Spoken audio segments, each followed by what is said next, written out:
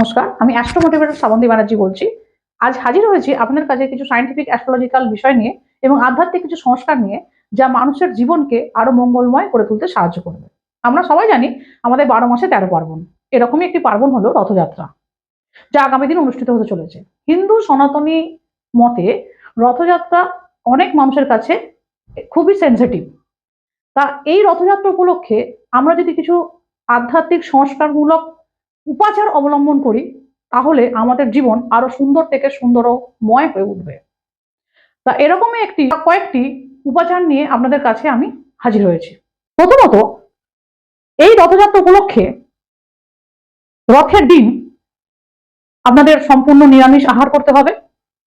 দ্বিতীয়ত, এই রথযাত্রা উপলক্ষে সকালে যখন স্নান করবেন, সেই স্নানের জলের সাথে গুঁড়ো হলুদ বা কাঁচা হলুদ দিয়ে স্নান করবেন।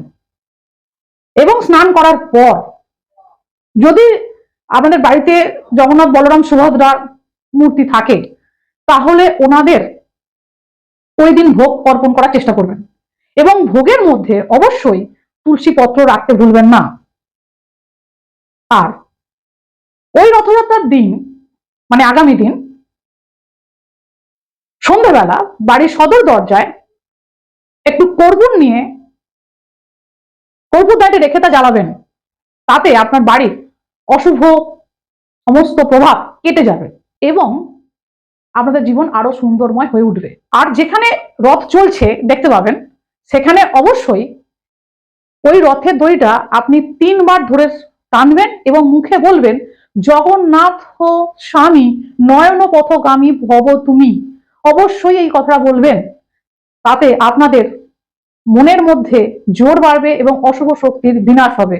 আপনাদের অনেক আটকানো কাজ তা সলভ হবে।